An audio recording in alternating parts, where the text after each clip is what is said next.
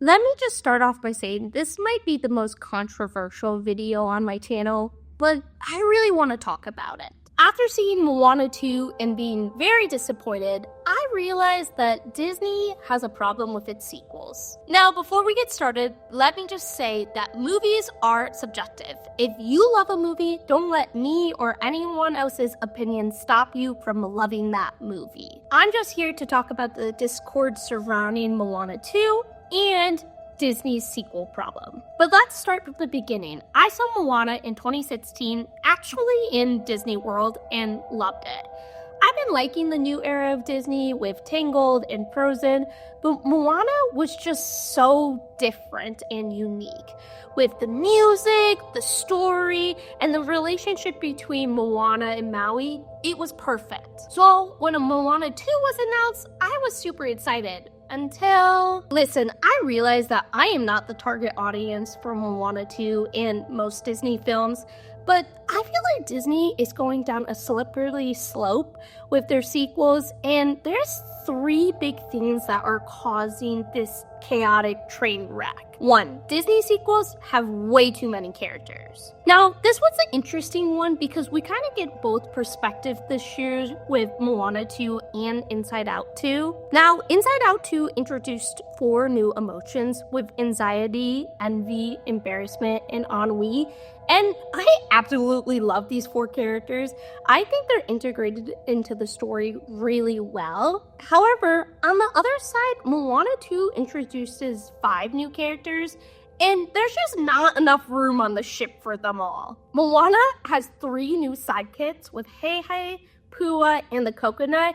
And listen, they're all cute, but just get rid of one of them. Where Inside Out 2's new emotions come in, and I think they're integrated well and don't take away from the original emotions, Moana 2's new characters just feel like they take up way too much space and time.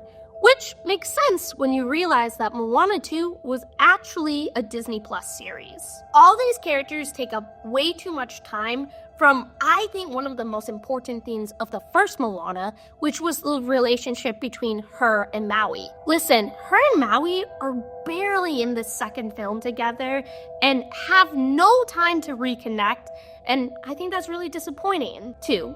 Okay, we're gonna get a little heavy here, but I think people are overhyping characters and molding them into people that they're not.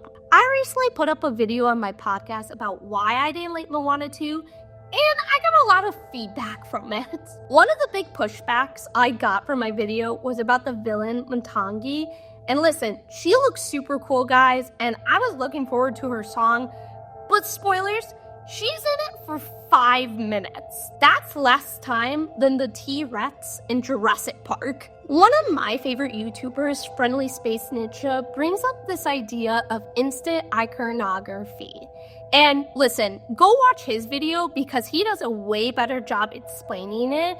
But when you break it down, his idea is that Star Wars has the superpower to introduce new characters and have people fall in love with them.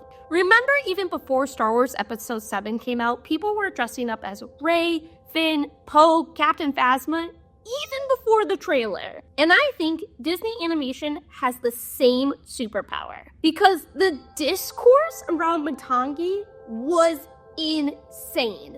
We had been waiting 8 years for Moana 2, and to only have her in it for 5 minutes? But, the internet just thought she looked like a baddie, and all of a sudden, people loved her. I think this could go for a lot of people. I am guilty of it, too, with Star Wars Episode 8, but I think this is getting way too out of hand. And lastly, Disney is becoming way too little kiddish. Okay, hear me out. I understand that Disney is for little kids, and I hate bringing up the argument of back in my day, but I think this is important. Truly, I feel bad for this generation of kids because every good Disney IP gets destroyed by its sequels. And Disney was amazing at making kids movies for adults. We all know The Incredibles is my all-time favorite movie. I love that movie even more than I did when it first came out when I was 5 years old. And that movie is not for little kids. It's about a middle-aged man who's going through a midlife crisis. And when the second one came out, I was hoping that they would kind of develop that story for Bob a little bit more, and they didn't. It didn't live up to the hype of the first one. And unfortunately, Moana 2 does the same thing for its characters. Kids' movies today just fall encompass to the ones that we had back then. I feel like now all you need to do to make a kids movie is make it vibrant colors, fast songs, and don't really give much direction to the characters, which Moana 2 does all three of these things. And listen, I understand that Disney has gone through a crazy division with the Chapek to the Iger era, but with more Disney sequels on the way, I'm just really hoping that we can get stuff that elevates the stories that came before.